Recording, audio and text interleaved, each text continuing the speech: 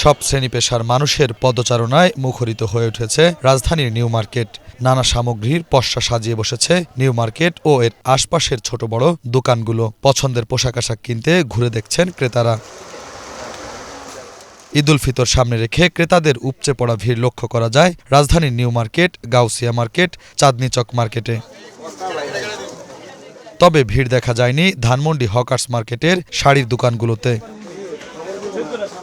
ক্রেতাদের অভিযোগ, সব কাপড়েই দাম বেশি, সেই সাথে ছিনতাইকারীদের ভয়। এমনিতেই সবকিছুর সাথে আসলে একজাক্টলি মিলালে হবে না। যেমন আমাদের শাড়ির বাজারের ব্যাপারটা একরকম, সালোয়ার কামিজের যেমন বাইরে থেকে এবার জিনিস কম আসতেছে, আমরা নতুনত্ব কম পাচ্ছি। এই জিনিসটা যেমন সবাই বলতেছে যে সব আটকা আছে মাল, মানে ভেরিয়েশন কম এবং যেমন দাম অনেক বেশি। ঈদের জন্য সবাই অপেক্ষা করে নতুন কিছু কালেকশন পাবে, মানে ওরকম কিছু পাচ্ছি না। মানে আমাদের দেশে শাড়ি, মানে ভালো শাড়ি বলতে ইন্ডিয়াকেই আমরা প্রেফার করি। হ্যাঁ, ইন্ডিয়ান শাড়ি বলেন, লেহেঙ্গা বলেন, এগুলো থ্রি পিস বলেন, এগুলো তো আসলে ইন্ডিয়ার উপরে নাই। এটা ডেফিনেটলি আমাকে স্বীকার করতে হবে।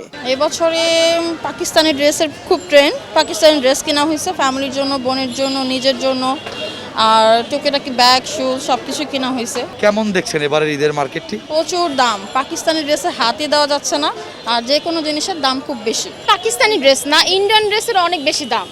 মানে তারা ইন্ডিয়ান ড্রেসগুলো পাকিস্তানি ড্রেসের দামে বিক্রি করতেছে, 7,000 8,000 নর্মাল ড্রেস, যেগুলো মানে নর্মাল মানুষের জন্য না। টু মাচ প্রাইস, এটা একদমই ঠিক না। এবার সত্যি বলতে পাকিস্তানি ড্রেসই কেনা হয়েছে, যদি দাম বেশি থাকে তাও পাকিস্তানি ইন্ডিয়ান মিক্স, একদম সত্যি যাচ্ছে না। অনেক বেশি প্রাইস রাখতেছে। কিসের আবার নতুন দেশ?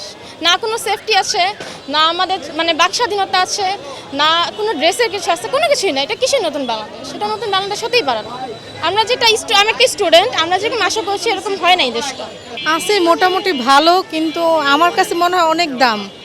মধ্যবিত্তদের জন্য অনেক দাম। এখন বাসার জন্য একটা চাদর নিয়েছি, মেয়ের জন্য 2টা জামা নিয়েছি, এখন পর্যন্ত কিছু কিনতে পারিনি। ধানমন্ডি হকার্স মার্কেট ঘুরে দেখা যায় বেশিরভাগ দোকানেই ক্রেতা শূন্য। তেমন বেচাকেনা না থাকায় হতাশ দোকানিরা। এখন রমজানের বেচাকেনি একটু কম, রমজানের আগে বেচাকেনি হয় টুকটাক যাই হয়, কিন্তু এখন রমজানে কেউ কেনাকাটা করতে আসে না। সবাই কেউ হয়তো ভয়ের কারণে বের হয় না, বা মানুষের আর্থিক পরিস্থিতি এখন অত একটা ভালো না। কিন্তু এখন বেচাকেনি রমজানে আমাদের খুবই কম। আগে তো এই মনে করেন এই সময় মার্কেটে যে ভিড় থাকতো, এখানে তো ঢুকাই যেত না। এখন তো দেখতেছেন ফাঁকা, আমরা এখন দোকানদার ছাড়া আর কাউকে দেখা যায় না। কাস্টমার আছে খুব কম। এখানে মনে করেন 200-র উপরে দোকান আছে। পুরো মার্কেট ঘুরলে হয়তো 20টা কাস্টমার পাবেন। কাস্টমারের সমাগম খুবই কম। শুধু আমরা এই দোকানদারাই মানে গপ্প আলাপ আলোচনা সময় কাটাচ্ছি, বুঝছেন। কোনো বেচা কিনা খুবই খারাপ। এটা সঠিক, এটা আপনারাও বুঝতে পারতেছেন যে মার্কেটের পরিস্থিতি, মানুষের হাতে টাকা পয়সা নাই। আমরা মনে করেন একটা শাড়ি দাম মনে করেন 3,000 টাকা, কাস্টমারের কয় 1,500 টাকা। মন্দবাজার থেকেও খারাপ, একেবারে অবস্থা খুবই খারাপ, বেচাকেনির অবস্থা খুব খারাপ। যেরকম মনে করেন 10,000 থেকে আমাদের বেচাকেনি লাগে, ওরকম বেচাকেনি হয়ই না। তবে সামনের দিনে বেচাকেনা বাড়বে এমনটাই প্রত্যাশা ব্যবসায়ীদের। শুভ খান, বাংলা ভিশন, ঢাকা।